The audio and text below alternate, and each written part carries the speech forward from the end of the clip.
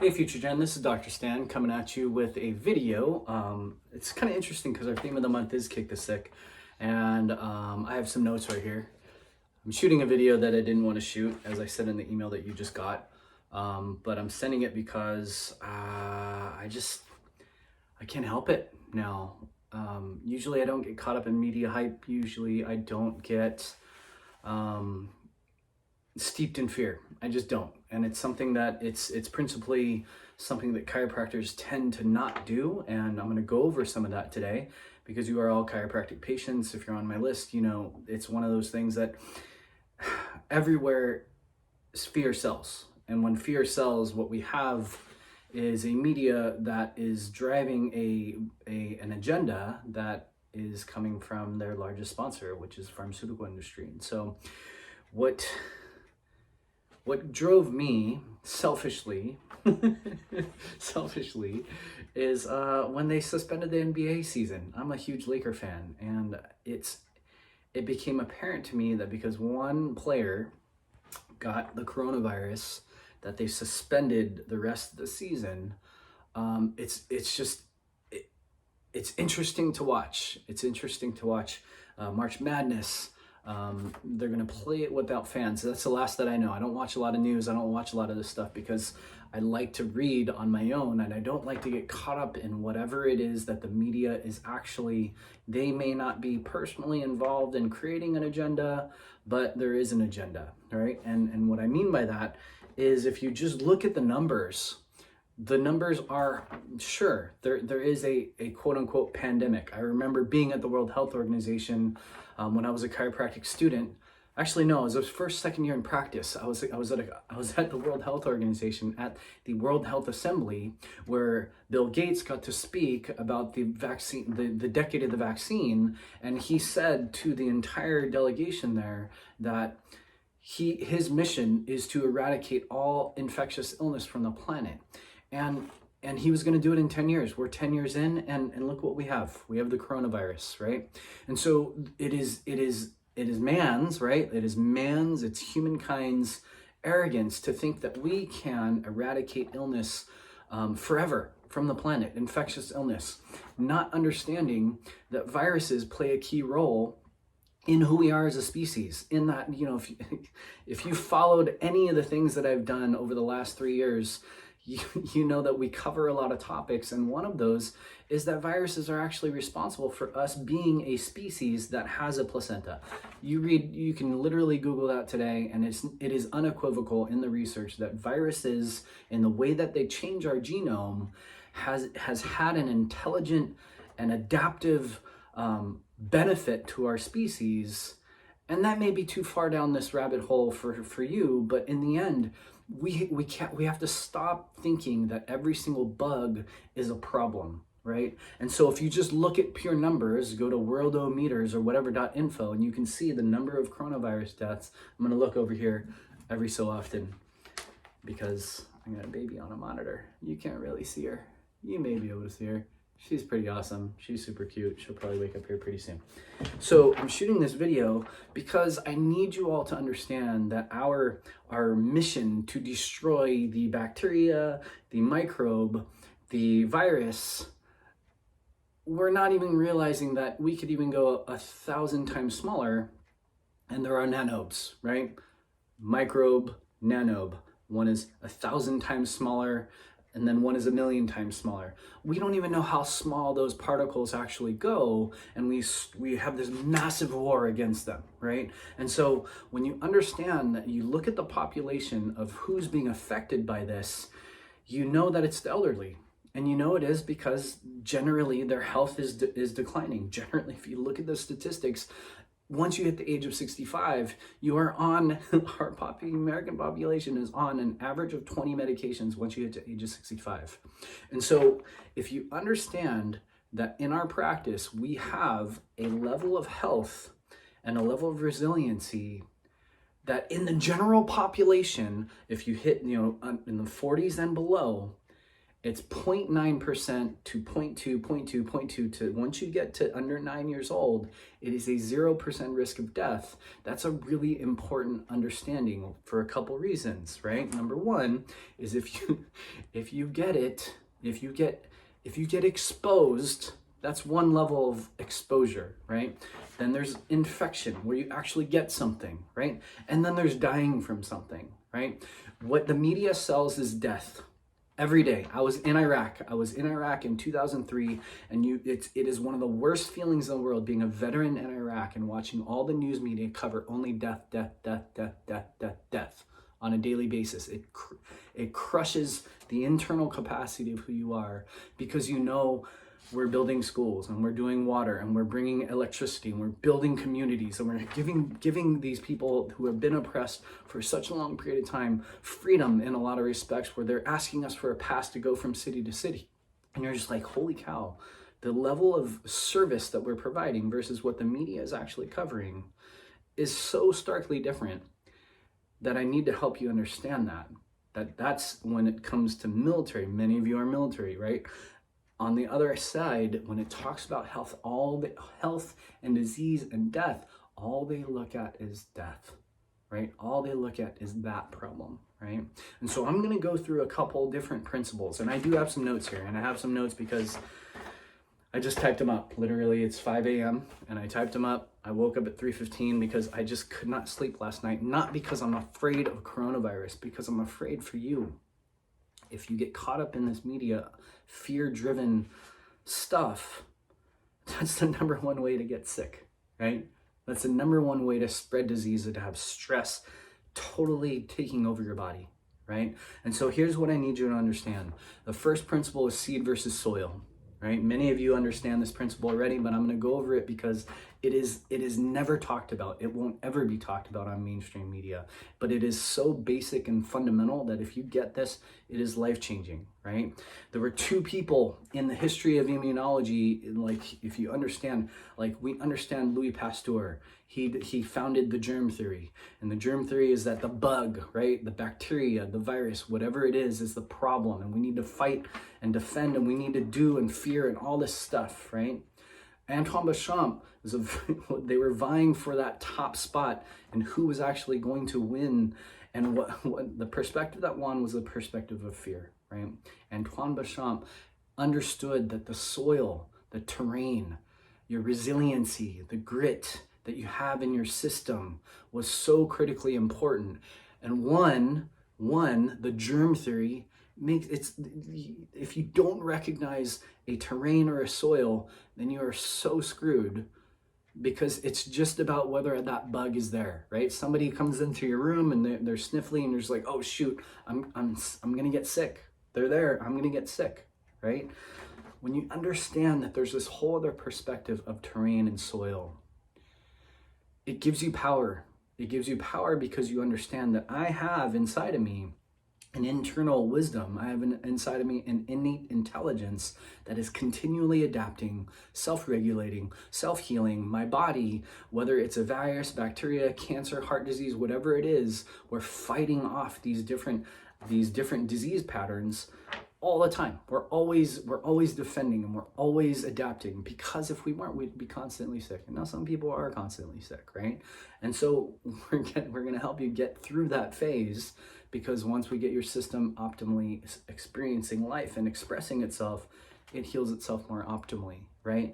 And so this became so important because chiropractors, I call chiropractic the Steve Jobs of healthcare. And the reason is because we're so outside of the box and we so think differently that it's one of those things that we look at and we say, like, one of my favorite authors in the world is Fred Barge. And he wrote a book called Life Without Fear. And Life Without Fear basically says that if you understand how deeply and intimately our bodies interact and respond to the environment, then you know that we can and always influence our body and mind. If we can always influence our body and mind in a positive way, whether it's through adjustments do both. They hack both systems so ridiculously powerfully.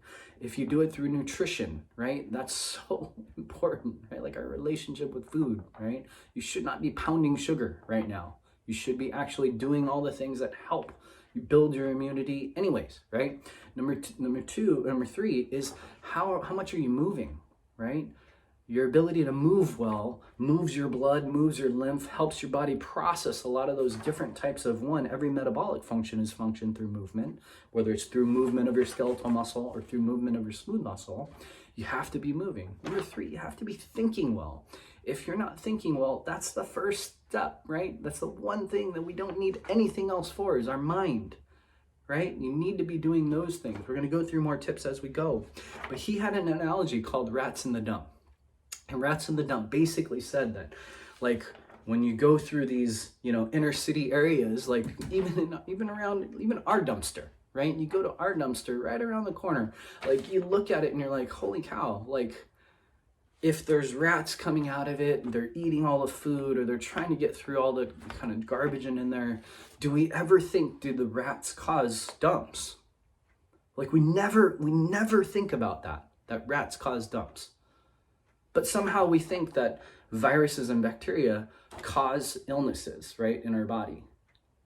And so what he understood very clearly, and he taught a lot of chiropractors about, and our profession is founded in this belief system, that if you don't have a dump as a body, then you don't have the ability to actually harbor disease. Doesn't mean you won't get exposed, doesn't mean you won't get sick. It means you won't die from it for sure. I say that for sure, and I say that with 100% certainty because I know for a fact that there will never be an epidemic like the Spanish flu of 1918. Why? It killed 20 to 50 million people in a span of 6 months. Even in the most decimated populations in our world today, we have enough refrigeration, we have enough hygiene in terms of toilets, in terms of like not peeing and pooping, we have sewage. Like we have enough hygiene in our society that we will never have an epidemic like that again. These movies about contagion, outbreak, all this stuff, those won't happen. They can't happen in today's world, especially in America. Can't happen. What we have is an epidemic of chronic illness, which we've talked about, right? And so one of the things that another chiropractor would always say is it's basically come to the point that bugs don't cause disease. Disease cause bugs, right? Diseased body, a sick body will be the perfect ground for these viruses and bacteria to attack, right? Because they're not like sharks and they're not like saber-toothed tigers, they're like vultures. And we'd never walk through on an amazing hike, in East County, throughout the desert, one of my favorite areas to hike in San Diego. We would never come across a carcass and a vulture eating it and say, oh my God, that vulture killed that carcass. We'd never, ever, ever say that. And so we need to realize that the same thing is true with our bodies. Same thing absolutely is true. Is that if we have absolute vibrancy and healing capacities are optimized in our bodies, then we can't harbor disease, infectious disease. All right. The next phase is like I was talking about, right? The Spanish flu killed 20 to 50 million people worldwide in 6 months' time. That is a true epidemic. That can't happen anymore. If you go through my old classes, whether it's my vaccine classes or some of our immune classes, I go through the way that the world was in 1918. If you understand that we were literally living in some serious, disgusting, situations, whether it's tenement housing or the way we were just polluting the Great Lakes, like we were just living in straight squalor. And that's how Black plagues can work. That's how the Spanish flu can actually decimate a population, right? Because we don't have the ability to actually have cleanliness, right? But what happened during that time? Where you attach the document to this email, what happened during that time is that all those medical, those people that were left for dead, the worst cases the conventional medical practitioners gave up on, they sent and gave to the chiropractors. And I want you to read this document, and I want you to understand that I've talked about this for years. Please go back through our content and understand that this isn't something that's new. And I'm sorry that I don't talk about it all the time, because after a while, I just hope that you've been through all of our curriculum and understand that this is just what we do. But if you look at the death rates of the general population, sometimes in some offices in some counties as high as 40-50% in conventional medical practices. And they were so tiny, minuscule in chiropractic. It wasn't even a percent. It wasn't even a percent of death. For the Spanish flu, the greatest modern epidemic in the history of our humankind. And so when you get adjusted, you need to understand that adjustments improve immune competence. Some people have measured 200%, some measured 400%. And adjustment isn't just a crack in a back and whatever, a sprain and a strain. An adjustment is a deeply neurophysiological influence on your system that helps your body self-heal, self-regulate, and self-adapt immediately. And done over time, it helps build that resiliency, not just in that moment, but forever. It's a sustainable way of healing because it's neuroplastic. It changes your brain. It changes your nervous system. It changes your ability to self-heal. The one thing I did want to say that's really, really important, and this month, we were going to do it next month, but we may just start as soon as I get back on Monday, is that your whole family needs to be under care. Your whole family needs to be under care. Why?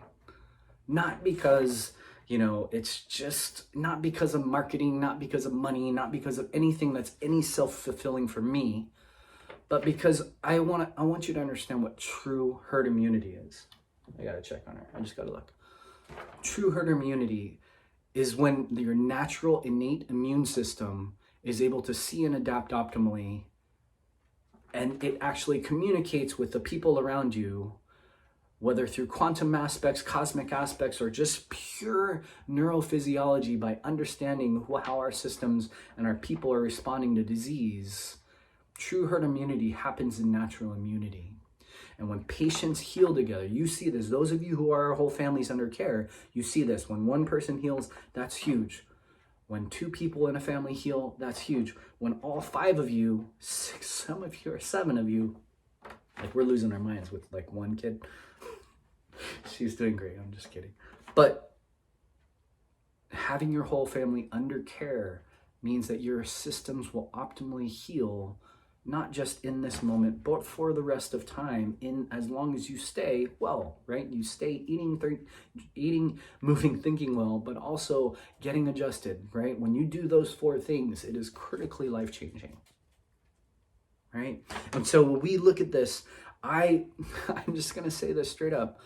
If they quarantine me, if they keep us in our homes, if they arrest me for violating that, I will keep my house open. I will adjust people for as long as I need to, for as long as you need me to, for as long as our system and our health needs optimal potential, just like our forefathers and mothers did back in the day, because I honestly believe that they don't want you to be a part of our practice. And I say they, I mean the big pharmaceutical industries. Why they attack one profession more than any others? We're not a big profession. But they know that we know the truth. And they know that we know that when we teach the truth, they lose customers for life. Right? The next step, we're going to go through some of those tips. Eat, move, breathe, rest. Most importantly, think well. Right? Number 1, eat. Just eat well, right? If you want to add things to your diet right now, I say immediately you can add bone broth. Immediately you can add coconut oil. Coconut oil just to your teas in the morning. Our tea, every morning, my tea is right here. Our tea every morning is apple cider vinegar, a teaspoon of honey, local, organic, raw honey, and a teaspoon of coconut oil or ghee. Why? Because those fats are so ridiculously healing for your body. And my cat is scratching our couch. Hey. And so every morning we get steeped in apple cider vinegar, which is a probiotic, but which is also a massive tonic for your digestive system, where 80% of your immune system lies. 2, local honey, which helps program me for the local environment, but also is super immune building, right? And ghee. Coconut oil is one of the best antibacterials out there, antimicrobials, but it doesn't destroy your probiotics, right? So we start that every day. Supplement packs. If you haven't been taking your supplements from us, You're crazy. We recommend cod liver oil, probiotics, and D3 to every single human on the planet. That is baseline, right? We also have lipospheric vitamin C, Conjuplex, that epiimmune complex. Those that we just have on our shelves at all times. Those should be in your cupboard every day. Those should be a part of your immune system every day. I used to say flu season, boost up, starting in July and September and August, and then flu season all the way to now. Now it's just year long, right? You take it year long, and you take it year long in a maintenance way, and when you get sick, you boost those up. What we're gonna put together by Monday is a supplement packet that is going to be specifically for boosting your immune system to fight viruses and things like that. All right, we're gonna have that available on Monday, and I want you guys to just make sure that you're taking those types of things if you're steeped in fear. Am I taking all those things? Yes, I am. Do I take them all the time? Yes, I do, right? All the time. I can show you maybe another video showing you what our supplement cabinet looks like. All right, number 2, move. Like I said, move. Do some yoga, do some stretching, do some walking, do some simple stuff. You don't have to go through a 5-day, 6-day-a-week CrossFit, craziness. You just need to move your body, and you need to move your body constantly. And if that means that you just have a room, and like this morning I did my BirthFit functional progressions and my BirthFit squat therapy like we recommend to every single patient who ever comes into our office, right? You need to be doing those. You need to be having your kids do those, right? Video games are fun when we're all cooped up, but we need to move. We need to move to get the blood and the lymph flowing, right? And the neurology of that is healing, right? Breathe. I don't care how you breathe. I want, like we recommend to every single patient, I want 10 deep breaths, diaphragmatic, deep, all the way down into your pelvic floor, 10 in the morning, 10 in the night. That's minimum. Every morning for the last 31 days now, I've done Wim Hof. I'm back into it. I did it for 6 months straight a couple years ago, and I brought it back because it was something that I just felt called to do. And what I know is when we breathe, right? You breathe things in, and when you exhale all the stuff that's coming out of your lungs. Sometimes you breathe like Wim Hof and you start to cough a little bit, and coughing is actually good. Coughing is really, really good because it expels the things that are trying to get out, right? Rest during this time, absolutely rest. 8 hours of sleep is not something that is a fantasy. Like, we live in a go society, and it's just getting worse and worse and worse. We need to take time to stop. We need to take time to feel, to heal, to rest, sleep. And if you're expecting, or if you're in postpartum, if you are just in this stage, like, naps are ridiculously amazing. I don't currently participate in naps. It's not something that I do, but it's so good for you if that's something you can build in, right? Last part, think. There's nothing to fear but fear itself. Franklin Delano Roosevelt said that. And there couldn't be more wise words for this particular period, because the fear of coronavirus is the primary thing that will make us more vulnerable to coronavirus, right? Turn off your TV unless you have built enough resilience in your mind that you can actually take in all that information and not get sent down that cascade of fear. Then keep it on. But otherwise, you're gonna know the talking points in you can watch 10 minutes and understand all the talking points, and you'll hear it one station to the next station, to the next station, to the next station, and they're all the same, right? Don't be around people who are so stressed and full of it right now, right? Like, there are people who are hoarding toilet paper. I mean, it should be tissues, right? Because it's the virus. We're hoarding toilet paper, and maybe there's some validity to that. I don't know. Maybe we are going to get locked down. I don't think it's being because there's so many people that are sick. I think they're going to lock people down potentially just to continue on with the fear, right?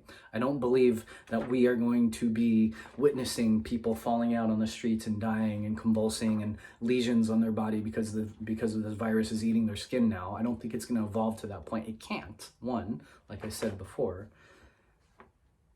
And the last part I would say is, if you're around people in terms of thinking, if you're around people, I know we're talking about, elbow fives and, making sure you're coughing, like, into your elbows. Like, those are just good practices, right?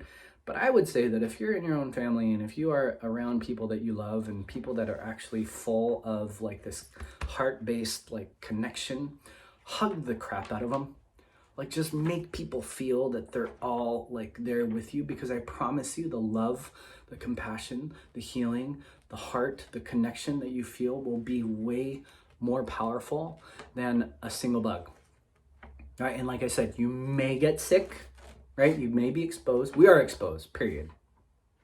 You just need to know that, right? Like, on a grain of sand, there's 100,000 different bacteria. Like, there's so much ridiculous like microbes out there on a single grain of sand that you can't like possibly be void of all of them, right?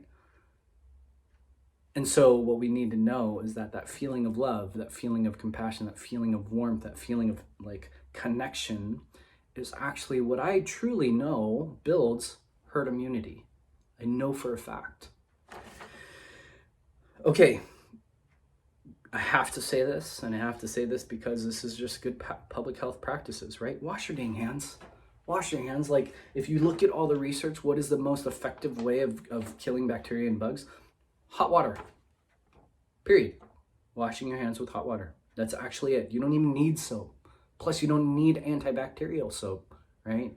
If you antibacterial everything, what it does is it actually destroys your probiotics. It destroys your microbiome, which is your first line of defense. And so don't go antibacterial everything. Don't go crazy Clorox everything, right?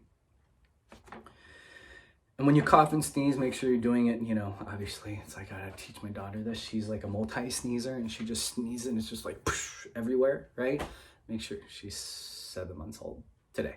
She's 7 months old today. So I'm not gonna teach her how to do that. And I'm not worried about her sneezing on me, right? So in the end, what do I wanna leave you with? I hope this helps.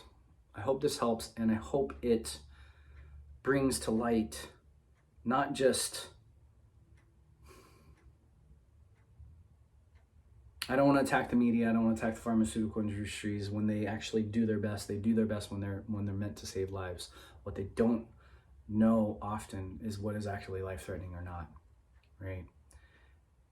When we put up those statistics, if you haven't seen them yet, like the most vulnerable population are the elderly, right? And when you get to that level of 80 and older, it's 22% death rate, right? That's important. I had a friend come by, West Point friend, not really steeped in health and natural health and things like that, but he's a very mindful person. He's been doing a lot of meditation for a lot of years, so we got to connect and collaborate on that.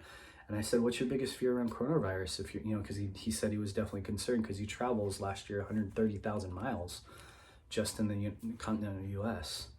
And he's like, honestly, I'm scared of picking up the virus and bringing it home and killing my grandfather, or my wife's grandfather. And I was like, that actually is a legitimate fear, right? It's a legitimate fear when you live in close quarters with people who are that age and potentially not in the best health. And when we think about that, it becomes really important because we can still live in that fear, right? Or, as I said to him, I said, I will send you all the supplements that we recommend to our patients. And I said immediately, what you need to do is you need to add in these types of foods. You need to add in bone broth, you need to add in coconut oil, you need to add in ginger, lemon, honey. You need to have these different types of teas, apple cider vinegar, like I mentioned. And you need to build in these regimens because when you do, it's going to help his system heal better, right? And if you treated him right now as if he already had it, you know, in terms of all the different foods and health stuff that they can actually do for him, you would actually increase his ability to defend it automatically, right? One thing I will say, and this is a really important point, is this is a principle that I gave in that Kick the Sick panel that we did last year. But the principle is never kill an immune symptom before you've done something to build immunity, right? So that means from cough suppressants to nasal decongestants to all the different aspects, from mucin, whatever you want to say, like all the mucinex, all these different drugs that we use to down-regulate whatever the immune response is. I need you to hold off on those unless it's absolutely life-threatening. And if it's life-threatening, you should probably be consulting your pediatrician or your medical doctor anyways, right? Or urgent care or something like that. But before you add in something that's any sort of, whether it's Sudafed or it's whatever, I don't even know all the drugs anymore. Whatever that is, you need to be building the immunity for a certain period of time. You need to be getting adjusted for a certain period of time to help the body defend and create its own resilience. Because sometimes we cough more. Why? Because that infection is actually deeper than we thought, and we cough more for a certain period of time because our body's like, holy cow, that's a little bit deeper. I'm going to expel that more, right? Or we adjust a baby, and when they get a fever, right? Sometimes adults are like, whoa, I'm sweating right now. And they're sweating because their body is defending better. And we need to help our bodies defend better before we start to drug them to depress and suppress symptoms, right? In the end, what I want for you is the understanding of the terrain and the soil. I want you to understand that there's a deep-rooted, embedded, biological directive in our system that helps our body defend, heal, adapt, regulate, everything all on its own. Something we've taught about I've been in practice 10 years, right? I've taught about this for 10 years. I know it. It's how we teach this is how I'm gonna raise my child. We're already doing this. And what I want you to understand is that wisdom is inside you just like it's in our baby. And our baby is going to defend and heal, and she may get sniffles or whatever, and we don't worry about it because sometimes we're like, oh, you're not happy about this. But we don't worry about it because we know for a fact that our body is doing what it's meant to do. And so in the end, thanks for watching if you made it this far. Sun's obviously, starting to peek through. But I'm very grateful for the opportunity to share this with you, and I'm going to be sharing more. And if you're steeped in that fear right now, I'm sorry that I haven't trained you well enough and I haven't taught enough. But go back to our content. Our Facebook page has so many videos on there, and it might be about chiropractic. It might be about moving well. It might be about your mind. It might be about other things. But principally, what you need to understand is that your body's ability to heal is far greater than you've ever been led to believe. And that will never, ever, ever, ever, ever be talked about on mainstream media, ever. And so the long and short of it, here's my video to you. On my last weekday of vacation, my staff was basically on the same wavelength as me, and that I couldn't sleep last night, and I saw a text message from my staff, and basically they said, we got to do something, we got to send something out. And so next week we're going to have a supplement pack for you guys, and then make sure you actually do the ones that we already recommend. Those are so critically important for your whole system function. Make sure you keep all of your appointments. I will be there so long as, who knows, maybe I'm going to be the next generation of chiropractors that gets arrested because they're actually committed to actually taking care of their people. Long and short of it, I'm grateful for you, and I'm grateful for the opportunity to share more. And I apologize for those funny breaks, like the monitor. See if the baby's up. She's up. She's up. She's awesome. She's probably just talking to herself. Anyways, thanks for tuning in. I'm gonna go get her and hang out. See you later.